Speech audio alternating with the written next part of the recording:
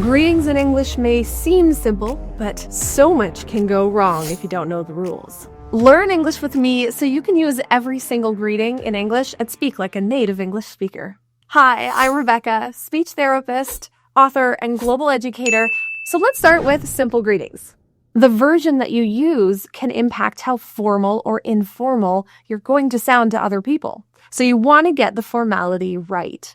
So we'll start with 3 categories: formal, informal, and casual. Formal is when you're at work talking to your boss or the head of the department, and you're in a very business-type setting, something where being on your best behavior would matter. Informal is your typical conversation with people all around you every day at the coffee shop and friends. And casual is the closest, tightest friend, tightest family member, someone that you feel that you can share anything with. So those are the 3 types of categories we're going to look at. Even the simple hello has 3 versions. The typical hello is the most formal version. You can also hear hello there, adding a little bit more friendliness to it. And in a very casual way, you might even hear hello, hello. Not as common, but it does exist at times. If we look at intonation or the music of saying a word in English, we want to consider how high or how low we sing the tune or the pitch. I can increase the friendliness by going higher in pitch and dropping at the end. Hello, hello. Consider the difference between a flat intonation, hello, hello, or even a falling, hello, hello. It doesn't have that friendliness element. When we go from a high pitch down to a low pitch, the distance of height in pitch will indicate friendliness in American English. So I can raise a little bit, hello, hello, or I could raise a lot, hello, hello. And of course, body language and facial expressions all impact that. But considering how you're saying hello, a simple word can change the meaning. So the stress in hello is in the second syllable. Hello. In hello there. Hello there. And hello, hello. Hello, hello. You can kind of hear a little double up, down fall. In terms of pronunciation, the H's in this word, hello or hello there, any version, are fully aspirated, meaning we're really blowing the H. It is not silent like a lot of languages. So you do want to create that auditory sound. It is truly aspirated there. In more formal pronunciation, the E in is fully pronounced. Hello, hello.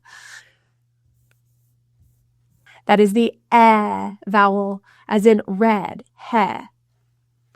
As we get to a more informal way of speaking, we start to reduce the quality or the clarity of the vowels. So in this case, now we do, of course, have our aspirated H. And the E vowel can be reduced. Low, low. Kind of is similar to what you might hear in a schwa sound. Hello, hello, hello. It's like you're reducing or getting rid of that E. Hello there. You don't hear that full hello. The L in American English is often a dark L pronunciation. So you can think of a dark L as using more of the middle of the tongue rather than the tip of the tongue. La la la would be a clear L, and using more of the blade of the tongue is producing a darker kind of throatier sound. Hello, hello. And dropping the E, hello, hello. So when we compare a dark L and a clear L, you can see a clear L involves more of the tip of the tongue. So the tip of the tongue is making all of the contact right here, either on the beginning of the alveolar ridge or this bumpy space, or near the front top teeth. The middle of the tongue is quite low for a clear L, and this is the pronunciation from many other languages. In American English, you'll hear a bit of a darker sound. What that means is the middle of the tongue is a lot higher and making contact. Ooh, ooh, ooh. And that pulls the muscle up from the tongue as it's attached in the throat. So you're going to hear this kind of throaty, deeper sound. Hello, hello, instead of hello, hello, hello. Hopefully you can feel or hear that difference in a dark L. The IPA symbol, or the symbol in the International Phonetic Alphabet for an L that's dark, has a kind of a squiggle on it. Ooh, ooh. The TH in there is a voiced TH. That means this is the symbol. The tongue tip is out and vibrating against the top teeth. So there is no tongue in, creating kind of a D sound. There. The tongue is out so that we can blow air out. There. Hello there. I hope to reach a goal of 50,000 subscribers. So if you're benefiting in any way from this video and you want everyone you know to compliment you on how amazing your American English accent is, then please subscribe. And that will help me make more videos that you love, and you can get all these lessons for free. So thank you for doing that. Let's look at another example of a simple greeting like hi. We can have 3 versions of formality. Your simple hi would be the more formal version. Hi there. And again, you may hear this little double hi. Not as common. For intonation, again, the same rule applies. The more friendly you want to come across, the more high the intonation or pitch that you're going to rise and fall down to. So if I'm not very interested, I might say hi. Or I might be a little friendly. Hi. Or I might be extremely friendly, and I'm going to really hit those high pitches and fall down afterwards. Hi. And the high-low intonation pattern will apply to all 3 versions. Hi there. Hi. Here you'll hear a kind of double. Hi there. Hi. In pronunciation, the H is fully pronounced, so that's your aspiration air. Making sure the air is coming out. The I is a diphthong. That means there are 2 vowels here. I. Many non-native English speakers have a little difficulty with this sound by dropping the E portion. So E, think of it like the letter E at the end. Hi. Just as before, the TH in there will have a voiced TH, pulling that tongue out between your teeth with airflow. There should be a little tickling of air on your tongue to ensure that there was airflow. There. The R in American English is a rhotic R. It means that it's never really dropped. We fully pronounce all the time. And we love our R's in American English. So this R in IPA will be an upside down R. But if you have trouble and you're saying the, or substituting the TH with a kind of stop sound, then what we want to do for R is to curl and pull our tongue back in our mouth. There. If you're someone who struggles with producing an R in English, you're not alone. There are tons of people who struggle with this because their first language may not have this rhotic sound. And even for native English speakers, it's one of the main sounds that children have the most difficulty with as well.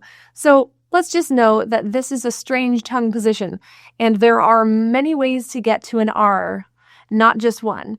So here I have examples of 2 ways to create an R. The first is called a bunched R. It just means that we're taking the body of the tongue and we're pulling it back into the mouth with the tongue tip not touching the alveolar ridge. So we're going to pull back.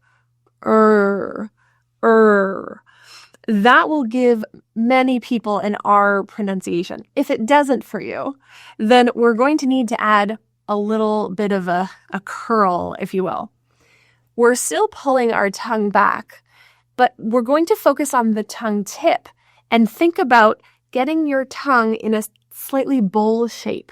So that means you kind of want this kind of bowl feeling on the top of your tongue, all being careful to avoid letting your tongue touch anywhere, the tongue tip touch anywhere on the roof or the alveolar ridge, anywhere on the top. So we're pulling our tongue back and letting the tongue tip curl back. And foremost, that will get you a really nice rhotic R. So we can then say, hi there, hi there. Another common greeting in American English, very well known, is good morning. This can be said in 3 various ways: formal, informal, and casual. The full formal way would be full pronunciation of all vowels and full pronunciation of all consonants. Good morning. In the formal pronunciation of good morning, the double O is pronounced not as oo, which many people will assume because of words like school or pool or food. But this word is a little different. It has the upsilon sound. This sounds like Think of the lips as being really neutralized or natural or lazy, if you will. Good, instead of good. For the vowel, we mostly want to focus on the lip position because that tends to make the biggest change. Typically, if you're saying ooh for words like good, could, would, should, and words like push, pull, full, but also words like look and good and cook. They all have this upsilon vowel. And so I want you to think about lips as being more relaxed. They're kind of in a bit of a square shape rather than rounded fully. Ooh, good, push, pull, full, look, good, and cook instead of good and cook. Hopefully that makes some sense. The D is voiced, and this D links to the M. There is no space between the two. Good morning. Good morning. The D is not released. Good morning. Good morning. Good morning. The D to M, think of them almost as being pronounced as one. Good morning. The OR main issue people have is dropping the R, so be sure to pull the tongue back in either the bunched or retroflex R. More, and feel that curl of the tongue tip back. More, rather than moaning, more. The typical pronunciation of the I in ing is eh. In IPA, it's an uppercase letter I, pronounced not E typically. So the typical American accent. So instead of a morning, you will hear more of a ing. To get this sound rather than E, you're going to pull your tongue lower. E, pull it down. Morning. When we compare E versus I, we have at least 2 things to consider. Many people will use the E sound for words that are spelled with I. So words like it, or is, or his, as well as, obviously, bigger words like winter or kitchen. This vowel is pronounced as eh. If you're pronouncing E, this is the symbol for E, small lowercase I versus uppercase I. The first thing to consider is the lip position for E is a tighter smile and the teeth are a little bit more together. E. I has a slightly more open teeth position, so it's not really something that's hugely noticeable. The big change is in the tongue position. When we look at the tongue position, comparing E versus I, what we're really looking at is that middle bulk of the tongue. E has a tighter, more tense position. So you'll feel that the tongue is quite high near the palate. It may not be touching the palate, but it's quite high. E, and there's tension and tightness. I has a little bit less tension, and the tongue is a little more low or relaxed. It's essentially in the same position, but it's a little bit lower and a little bit more relaxed of a sound. And this is your I, and this is your E. The NG sound is pronounced as one sound, not N and G, as many non-native English speakers assume. This is one sound, using the back of your tongue to create an sound, rather than an N and a G, tip of the tongue, g back, g. It is not that. It's back of the tongue. It's still a nasal sound, but we're not enforcing any tongue tip action there. To make this more informal, we might reduce the vowel of good and essentially just link the G to the M. Good morning. G to M. Good morning. Good morning. Don't really hear the rest of that word. It's a little more informal. To go even more informal, we might drop the NG sound and turn it into just an N. Mornin', mornin'. There is your casual N sound with the tongue tip. Good morning. And to go even more casual, you'll hear someone drop the entire word good. Morning. Depending on how friendly you want to sound, you might go higher or lower. Up to you. How much do you like this person? So if you don't really care and you don't want to show any friendliness, you're going to say that flat. Good morning. If you want to demonstrate some friendliness, we're going to go higher in pitch. Think of singing, even if that's uncomfortable for you. Good morning. Going down to the end. Good morning. Good morning. In the example of good evening, what you might notice is that, yes, the same thing applies. For a more formal version, you'll say the full good evening. You may hear the word dropped for good and just hear evening, evening. If you're just walking by a casual neighbor, saying evening is a common way to say hello or greet.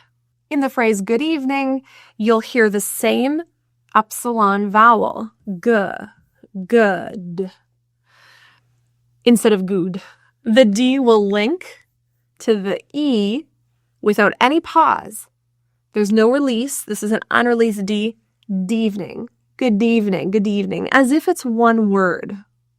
The second E in evening is actually not pronounced at all. You won't hear eve, but rather the V to N linking, evening. And again, the lower pronunciation of I. So that's your rather than E.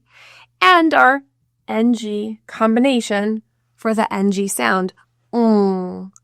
Evening.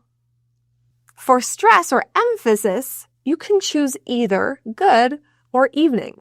I can say, good evening, good evening.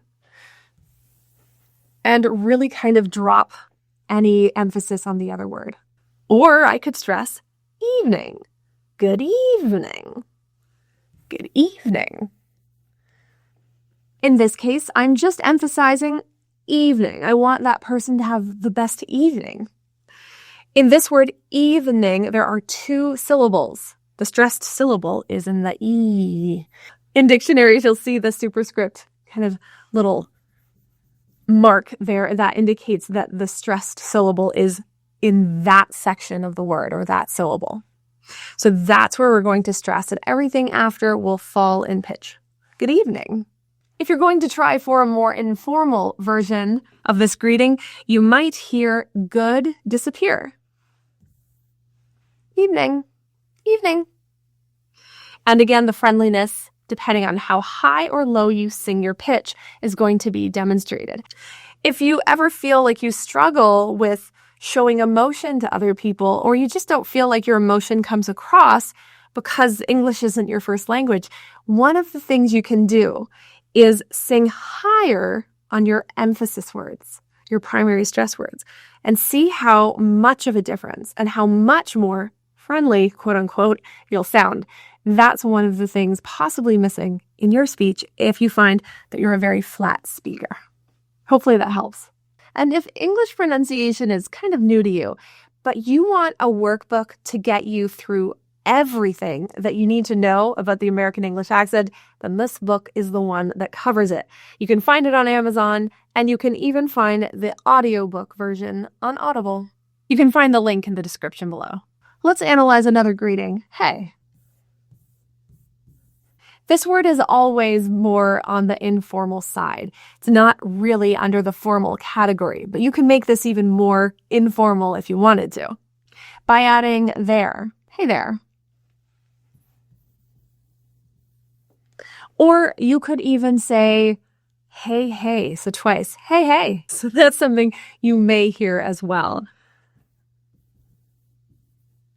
For pronunciation, the H is fully pronounced or aspirated, so you're going to have that little airflow. This EY is a diphthong A, as in a word like day or say. In IPA, or the International Phonetic Alphabet, this is the symbol. It implies two vowels. A. So we're starting with a slightly open jaw, and then we're going to pull our tongue up high and smile. A. I kind of read it like A. And the thing to know here is really just to make sure that the E is there. Many non-native English speakers will say hey, and then that's the thing that's missing. Hey. And you'll notice immediately the word sounds a little different with a bit more emphasis on that E portion of that diphthong. For there, hey there, same thing applies. We have our voiced TH and our R, making sure that you're using either a bunched R or a retroflex R. And when it comes to friendliness, you already know now, if we're using a flat intonation, we're indicating disinterest, lack of friendliness, and maybe more serious tone. Hey, hey, hey. The more friendly, hey, hey, hey there, hey there. And if you want to go super friendly, hey there, hey there. So that's where friendliness plays a part. So now we're going to talk about some super casual, almost getting into the slang elements of greetings in American English. So here are some possibilities. We have howdy. We have hey man or hey bro. For the guys. For the girls, hey girl. And for a more neutral gender, hey guys, is what's typically used. And then we get into yo. We're getting real casual. What up? What's up? That kind of thing. It's not so much the full use, which we'll talk about later, and the question of what is up or what's up. This is just what's up? You may hear the D. Or you may hear sup. Again, the super casual side of greetings. Man and bro, I mean, that's usually a male to male greeting. Hey girl can be a girl to girl greeting. If it is a male to girl or male to female greeting, that's going to imply some kind of relationship element. So, if that's not your intention, then you probably wouldn't use hey girl. I wanted to talk about the word girl because it's everyone's nemesis word. Girl is tricky because the R is hard and the L is hard, and something goes on with that vowel. Basically, you want to think of the IR in this word as like ER, like her. So think of it like grr, grr, or a bear is making a noise, grr. Okay, so just think of it like that. And the tricky part is the L. So we're curling our tongue for an R. Grr, grr.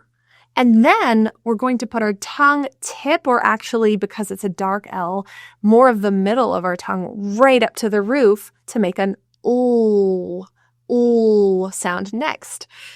But the transition from an R to an L is difficult. And you may hear a slight little vowel sound in between. It's something our tongue can do to help us transition. What I mean by that is girl, girl. You may hear this kind of with an L. It's not quite a schwa, but there is something there. And if you struggle with this word, use that to your advantage. Girl. So think of it as an "l" in there, and that will give your tongue time to get to the transition to L. In the word guys, this S is not pronounced as an S. It is pronounced as a Z, or a voiced Z sound. So you're going to hear Z instead of guys. Guys. And if you're not sure if you're doing it right, touch your throat and feel a vibration when you get to the S. Guys. Hey guys. There's your voicing. Another very simple greeting is to just say your name. It's on the casual, very serious side. So I might say, and reach my hand out to say hello and say, Rebecca, nice to meet you. So I'm reaching out and telling you my name, and that is kind of like foregoing all the hellos altogether. Rebecca, nice to meet you. That brings me into the next point here. Notice when I said my name, Rebecca, I'm going high to low in intonation. So I'm saying my name high to low. You can also greet someone in a room by saying everyone's name in a high rising intonation. So I could walk into a room and say, John, Sarah, John, Sarah. And that would be a very kind of serious way of entering a room with kind of authority, a bit of a formality there. With each of these simple greetings, you can up the formality by adding the person's name. So hi, hey, all of those examples, followed by the person's name, increases the formality.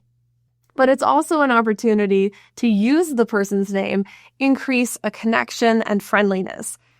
Now, after we've done our simple greeting, we're going to add what we call a warmth line, something to add warmth to that original simple greeting. A warmth line. These are lines you know very well. You've probably heard them all over the place, but there are certain ones to use for people you do know well, and there are certain ones to use for people you do not know well or have never met before. So let's get those right first. Let's start with a very formal way of adding warmth to the greeting. It is so very nice to meet you. We're going to talk about different phrases and make them more informal and more casual with different changes in speech. So you'll see how this can transform from a version like this to something entirely different, depending on who you're talking to. In formal speech, words are not generally contracted, so it and is stay separate. Similarly, so and very, these extra kind of additions to adding emphasis are added. So let's bring it down a notch in terms of casualness. It and is becomes its. There's the contraction of it and is, but notice how the Z for is, which was voiced before, is now a voiceless S. So it does change whether it's contracted or not. The I vowel also is the uppercase I for IPA, but it's the tongue lower position. So if you're saying eat, like as in I'm eating something, E and should sound different by pulling your tongue lower. letting your tongue fall a little bit more in a lazy position. It's. As we become more informal, we're going to drop a lot of those to it's nice to meet you. If we go even more formal, we might drop it's altogether and just say nice to meet you. As we go more informal, the word to will be reduced. That vowel to becomes a schwa.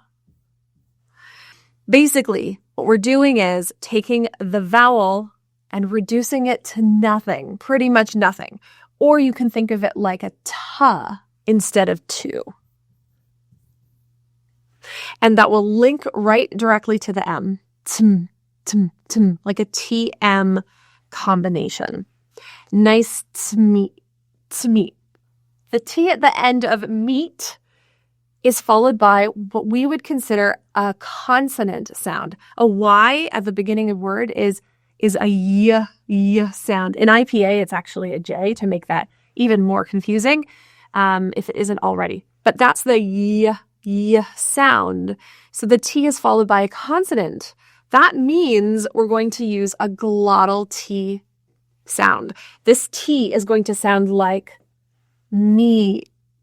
It's a stopping in the throat. It's an air blockage in the glottis. That's why it's called a glottal stop. Me.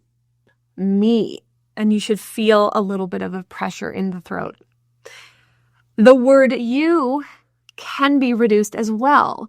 So this can be reduced to a ya if we're going more casual. So now we have another schwa.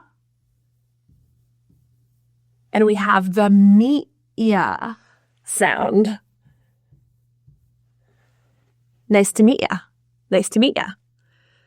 There are also instances where someone is speaking so quickly that the T is not glottalized, but rather is pronounced, and then it's linked to the Y. So it's a T to Y linking. T. When you say a T to a Y sound really quickly, T, and you blow a little bit, it kind of sounds like a CH, and that's what's happening here. That's why you might hear mecha. It's the T to Y transition really quick, a little assimilation that happens.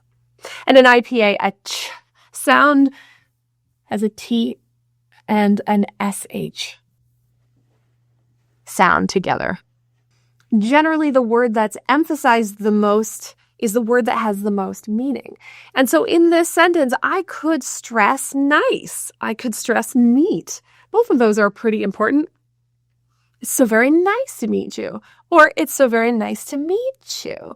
That typically is the last most meaningful word in a sentence that is stressed. So what you're going to see is, whether you keep these words or not, you're going to go here and up, then down. It's a statement, so we're going to drop at the end. It's so very nice to meet you. Or, it's nice to meet you. Nice to meet you. If you struggle with sounding really friendly and you want to sound more friendly, go in a higher pitch than is comfortable for you and see what happens. It's kind of interesting. At least that's what my clients say. And that's how you get nice to meet you, instead of it is so very nice to meet you. When using a warmth line for someone you do know or you have met before, instead of meet you, we're going to replace that with see you or see you again. In the more formal version, you're going to have the words it and is as separated versions or separated words. Contractions start happening as we get a little bit more informal. Words like so or very or combination of those are also included in a more formal version. And as we get more informal, we start to do some things differently. We're changing it to its. Now this S is an S pronunciation rather than the Z from before. So disappears, and you might have nice to see you again as the more formal, informal version. The word to can be reduced to a ta, as it's linked to see, becomes one. And that is the schwa. This happens to the word to when it's followed by a consonant sound, so the S and C, and when it's unstressed. You is not going to change to a ya because there is a vowel coming after. If this were a consonant, you'd see that ya transition or reduction. As we discuss linking, the S in nice links to the ta, sta. So this is actually going to be part of the next word to help link. Nice to see. You and again are linked together when words end in a rounded vowel. So oo, as in you, there's going to be a transition. It sounds very much like a W is inserted. We call this a W shadowing. It just means that the rounding of lips is going to help you link into the next word. So it may sound more like you again, again. The word again has 2 syllables, again. One of them will be stressed and the other will not. Again. This is the stressed syllable. So this A is not going to be pronounced as A or ah even. It's going to get reduced to an sound or schwa. Schwa again. So that's why it's again and not again.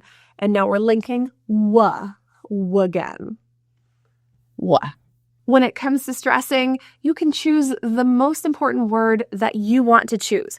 I could use the word so as my emphasis word. It's so nice to see you again. It's so nice to see you again. And I'm basically telling the person that the word so is the most important thing. It's just very nice or so nice. I could stress nice. It's so nice to see you again. It's so nice to see you again. Or I could use the word see. It's so nice to see you again. It's so nice to see you again. And notice the falling intonation at the end. That indicates that it's a statement, it's over, and I'm very confident about what I'm saying. And of course, we can replace the word nice with great or good, any of those description words. Or I'm so glad, or I'm so happy to see you again. All those options are very common. If this lesson has been helpful in any way, can you please repay me with a like and share it with someone that you know who might benefit? By doing that, you help me grow the channel and you help me make even more lessons that you love for free. Thanks for doing that. And then there's part 3. We have many parts to greetings. So you've got the hi, hello, or hey, and then a nice warm statement. It's so nice to see you. Now we have an optional part 3 where we added our name. This is only necessary if you've never met this person before.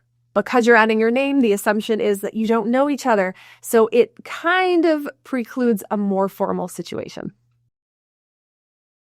Part 4 of greetings. This is where you add the question. This question is not meant as a literal question usually. This is more of a part of the process of a greeting. The question that you use in this question portion is going to depend on how formal, informal, or very casual your conversation is going to be. Here are some examples of a formal question as part of your greeting. How are you? Or how are you doing? Or how are you doing today? How do you do? A very formal, far less used question. How is your day going? And as we make this a little more casual, how is gets contracted to how's, which is pronounced as a Z. How's. Your reduces to your. A reduced vowel. And the NG can be reduced to more casually an N. How's your day going? How's your day going? Sometimes the S or this Z position to the Y, if it's very quick, you may even hear that Z assimilation. How's your day going? How's your day going? Or how have you been? How have you been? How and have can be contracted to have, where the word have reduces entirely to just a V pronunciation. Have you? You can be reduced to ya as a schwa because it's unstressed and there's a consonant following it as we link it. And the word bin or bean can be pronounced ben, or bean. Both are totally used in any typical American English speech, and both are accepted. Have you been? Have you been? The intonation, stressing on that been. Have you been? Is a typical intonation pattern for this phrase. Some other more moderately or informal ways of adding in the question are, how's life? How's it going? How's everything going? What's going on? What's happening? This is all about a generality of life. As we continue, even more options of very casual, typical conversations. What's going on? What's happening? What's new with you? Anything new? So a lot of these new things that we can possibly talk about in a conversation, very common. As we get more and more informal, you'll see, what have you been up to? Been keeping busy? What's up? These are all getting closer to that casual version. And now we're going to get into the most casual next. And so the more informal version of what is up, what's up, what up, sup, and questions like, you good?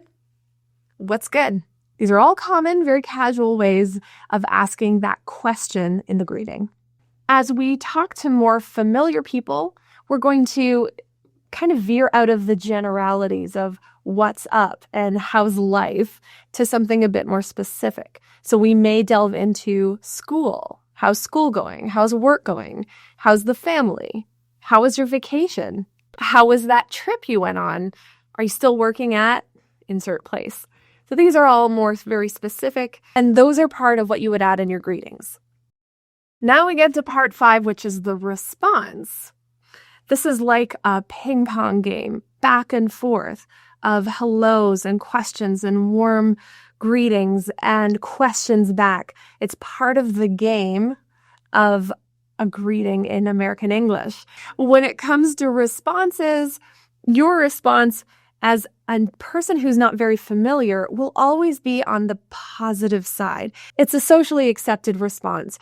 When you're talking to someone that you truly know and you already have a good connection with and you have a history, those are the people you can tell usually your negative responses to. If someone asks you how your day is and you're telling them, it's been terrible, you better be prepared to explain yourself, because that person is kind of obligated now to ask you what is the problem. It would be the polite thing to do. So if you say anything negative, be prepared. You're going to have a conversation about it, whether you want to or not. When it comes to responses, we could have extremely positive responses, neutrally positive, friendly responses, and we can have neutral, negative responses. And I'll give you some examples of those. Some highly positive responses to keep that energy high are, I'm doing great, or great. I'm doing phenomenally, or phenomenal. Fabulous. I'm fabulous. I'm doing great. I'm fabulous. Or things are amazing. I'm doing amazing. So some examples of positive responses might be living the dream, or I've been keeping busy, just enjoying life, or you know me, always up to something. Keeping that positive vibe. If you want to keep it more neutral, friendly, let's look at some options. These are the 3 most commonly used responses. Pardon my hair here. Good, pretty good, or fine. And they don't really carry a lot of emotion. And keep in mind, you want the pronunciation of good to have that neutralized upsilon sound. Pretty good instead of good. The pretty, these T's are pronounced as lingual flap T's. So they sound like a D. Pretty, pretty. So that's like a D sound. It's called a lingual flap T. And keep in mind too, the Y in pretty, E, is a full E sound. That's the IPA symbol for E. Many non-native English speakers will kind of neutralize it, and it'll sound a little more like pretty. So keep that E in there. Pretty. And the intonation can indicate far more meaning than the words do. So I can say good. I'm doing good. And keep it flat. And that will indicate I'm not really that happy, or it's not really that good. Or I could go over the top, high to low with my pitch and intonation. Good. I'm doing good. That would mean almost like I'm saying I'm great, even though I'm using the word good. Pretty good. I'm doing pretty good. I'm doing pretty good. I'm doing pretty good. So these are all options in terms of friendliness and emotion that are going to be portrayed through intonation, not the words. I'm fine. I'm fine. I'm fine. I'm fine. So they mean different things. And just make sure that your intonation matches the meaning that you want to convey, and not conveying a flat intonation, which may just come across as not as friendly, even if you don't mean to. If you're watching English pronunciation videos on YouTube like this, then chances are you're struggling with being understood when speaking English, or people are asking you to repeat yourself, or possibly you just want to master and get to the highest level of American English pronunciation that you can. Well, helping people like you is what I do and what I have been doing for over 16 years as a speech therapist. So I've compiled everything that my clients have needed in one place with a simple process. It has everything you need to transform your speech in weeks rather than what most people hope to achieve in years or decades. And I even assess your own speech, giving you a very clear plan of what to do, tailored just for you, from me to you. I stand behind this course 100%, and I stand behind what I know this course can do to transform your English pronunciation in a very short period of time. So if you want a real plan to transform your American English accent and join over 17,000 others who have already achieved that goal, then go to proactivepronunciation.com. You'll see everything there. Or you can just go to the description below. I have the link there for you. I gotcha. Lastly, let's look at some of the more on the negative side of responses and just see how those might come across as well. So some examples would be fine, but with that straight and falling intonation, without the rise fall. That would be on the negative side. Fine. Can't complain. Now this one is very common in just a casual conversation, not necessarily being negative, but because we have a negative word in here and complaining is negative, it kind of has that connotation. So you don't necessarily sound negative, but it can come across that way a little bit. You can make this a little more energetic and friendly by raising the intonation. Can't complain. Can't complain. So you can choose either, but you really want to get some high-low if you want friendliness and emotion. Something to consider here in the COM. Many people will say comb, pronouncing the O as O. In COM prefixes, you're going to see a schwa.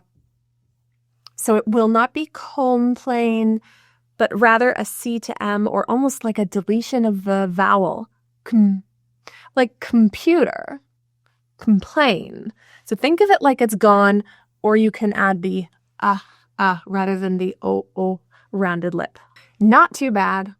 Again, we're putting in negative words, so it has this kind of negativity, but you can make this sound very positive with your intonation. So you have to play around with not just the words, but the pitch. Not too bad. Not too bad.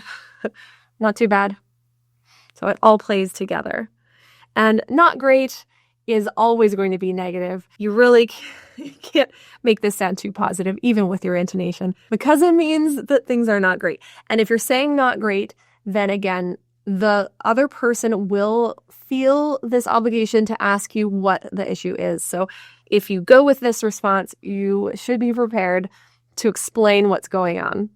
So if you don't want to, we would just avoid saying that altogether. And of course, if this is someone that you do know well, then that's perfectly fine. You're going to share all of your positives and negatives in life, and that's just a regular conversation. But with new people, we tend to try to avoid it as much as we can early on. If someone's asking you how you've been and you've answered, now it's your turn to serve. So what we're going to do now is reciprocate. We're going to give our question back. And usually we mirror the same question that they have asked us. So if they asked us, how was your weekend? You would answer and then say, and you? How was your weekend? You could say it was great. You? Or you could ask the question right back to them. But of course, we don't want to leave the conversation hanging and make it one-sided. So if they've asked you the question of how you've been or what you've been up to or how life is, then you're going to ask that same question back.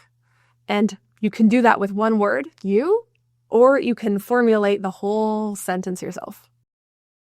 So to reciprocate the question, you can go with just you. So you've answered it, asking it back. Another way of asking back is answering, how about you? And that implies you're asking the same question. Another way is to respond to the question and ask, what about you? And then restate the question, what were you up to this weekend? And the whole goal is to make sure that we're bouncing the ball back and forth. We're each taking turns and we're learning more and having a longer conversation, hopefully getting into small talk, which isn't so bad, even though people hate it. So why even do this speech mapping exercise anyway? Well, number one, you'll understand fast native English speakers so much better. Number two, you'll enjoy movies and YouTube videos and American English TV so much better because you won't have to use subtitles anymore. Number three, it's going to improve your fluency, your naturalness, your speed when speaking American English.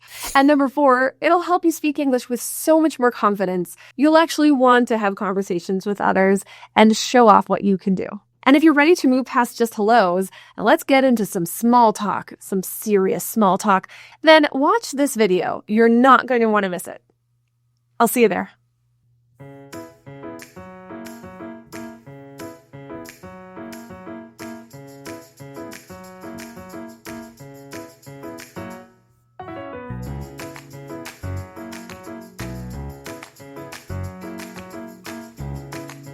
It is Sonic? Are you serious?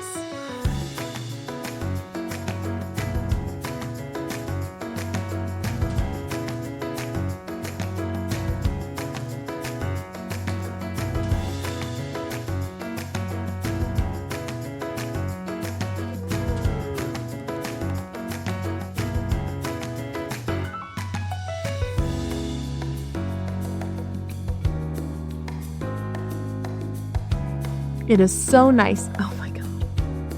You know what? I don't know what to do here.